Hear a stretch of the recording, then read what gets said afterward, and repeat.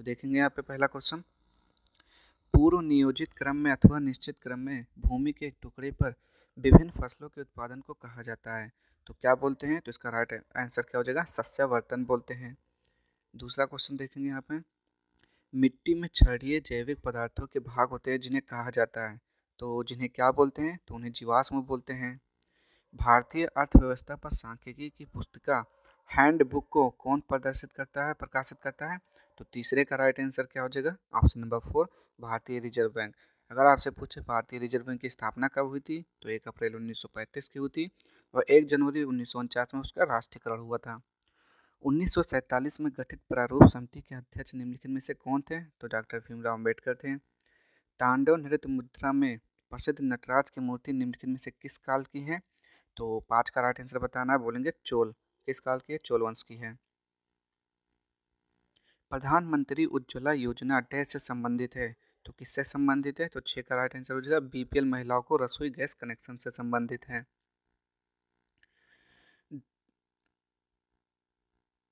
यहाँ देखेंगे, दादा भाई नौरोजी ने ईस्ट इंडिया एसोसिएशन की स्थापना कहाँ की थी? तो 7 का राइट आंसर क्या हो जाएगा? लंदन में की थी। नेक्स्ट क्वेश्चन देखते हैं यहाँ पे, कोलाइड एक है, तो कोलाइड एक क्या है? 8वें का राइट आंसर बताना है आपको। तो 8 का हो जाएगा ऑप्शन नंबर 1, विजातीय मिश्रण है। हाजी तीर्थ स्थल केंद्र निम्न में से किस राज्य में स्थित है? तो 9 का राइट आंसर क्या हो जाएगा? असम में। समाजवादी शब्द को भारतीय संविधान की प्रस्तावना में जोड़ा गया था कब? तो 42वें संविधान संशोधन 1976 के द्वारा जोड़ा गया था। प्रथम गोलमेज सम्मेलन कब आयोजित किया गया था? 1930 में हुआ था और दूसरा 1931 में, जिसमें महात्मा गांधी ने भाग लिया था। भारतीय संविधान में किस कानून को देश का सर्वोच्च कानून कहा गया है? तो संवैधानिक नियम। विश्व में मायनीज का प्रमुख उत्पादक देश है, तो 13 का राइट आंसर क्या हो जाएगा? दक्षिण अफ्रीका हो जाएगा। गोइटर यानी कि गलकंड के उपचार में किसका उपयोग किया जाता है? तो 14 का राइट आंसर आयोडीन का आइसोटोप हो जाएगा।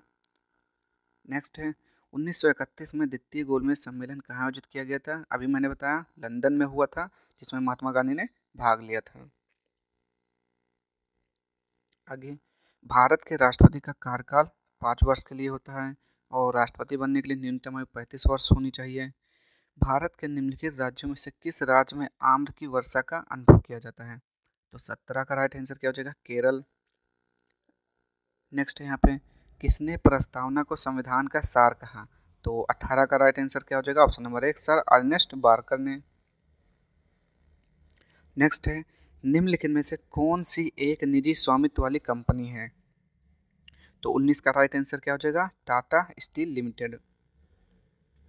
अगला है, निम्नलिखित में से कौन सा मृदा आर्द्रता अनावृष्टि के रूप में भी जाना जाता है?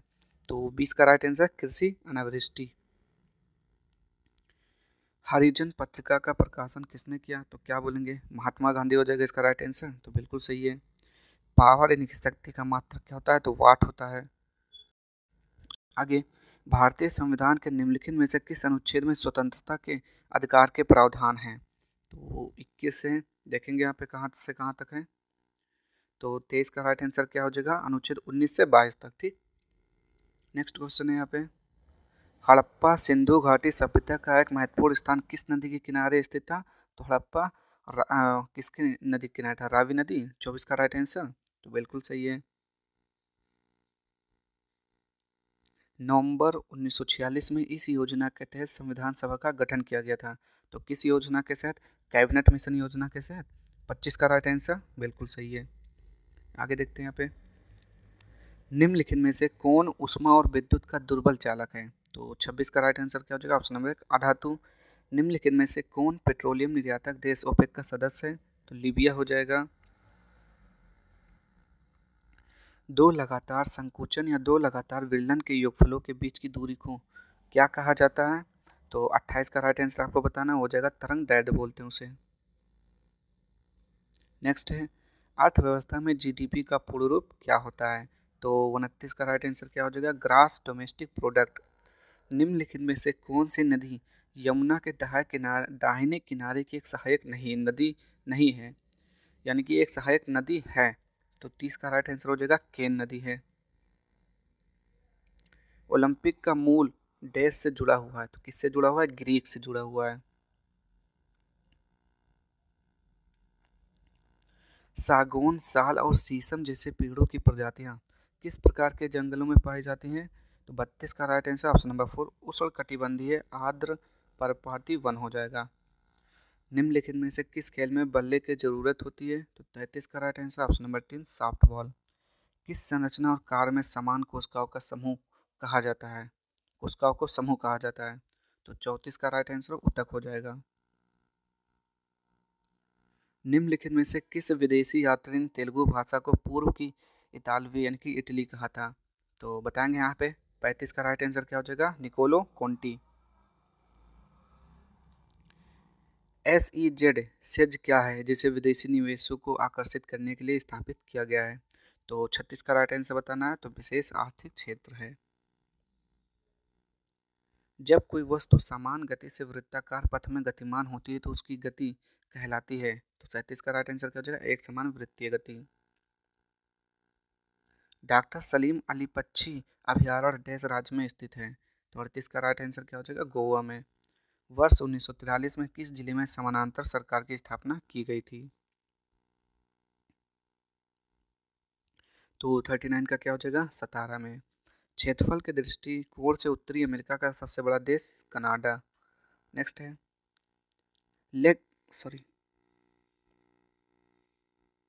क्या लिखा हुआ है? लेग बिफोर विकेट शब्द डैश से जुड़ा हुआ है, तो क्रिकेट से है। कबड्डी का उद्गम स्थान है, तो भारत हो जाएगा। आगे देखेंगे यहाँ पे। भारत की संविधान सभा ने राष्ट्रीय ध्वज को डैश अपनाया, तो 22 जुलाई 1947 को अपनाया था। नेक्स्ट 1912 में डैश पहली बार ओलंपिक खेलों में तैराकी में भाग लिया, तो महिलाओं ने पहली बार। आगे स्वतंत्र भारत के पहले राष्ट्रपति, तो डॉक्टर राजेंद्र प्रसाद। किस गुफा में रावण को कैलाश पर्वत हिलाते हुए दर्शाया गया है? तो वो है एलोरा की गुफा। देवधर ट्रॉफी निम्नलिखित में से किस खेल से संबंधित है? तो क्रिकेट से संबंधित है। नेक्स्ट है आपका बंगाल के किस गवर्नर ने सरकार की दोहरी शासन प्रणाली की शुरुआत की? तो कौन था? रॉबर्ट क्लाइव हो जाएगा इसका राइट आंसर। 48 का तो बिल्कुल सही है, रॉबर्ट क्लाइव। आगे देखते हैं यहाँ पे। निम्नलिखित में से कौन सा उत्तरी अटलांटिक महासागर में एक महासागरीय धारा है? तो गल्फ स्ट्रीम। भारतीय संविधान का भाग 3 संबंधित है, तो मौलिक अधिकार से संबंधित है।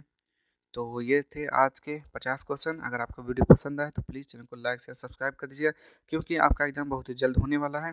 और एक बार PYQ पढ़ के जरूर जाइएगा। ठीक, मिलते हैं नेक्स्ट वीडियो में अगले प्रैक्टिस सेट के साथ। तब तक के लिए जय हिंद, जय भारत।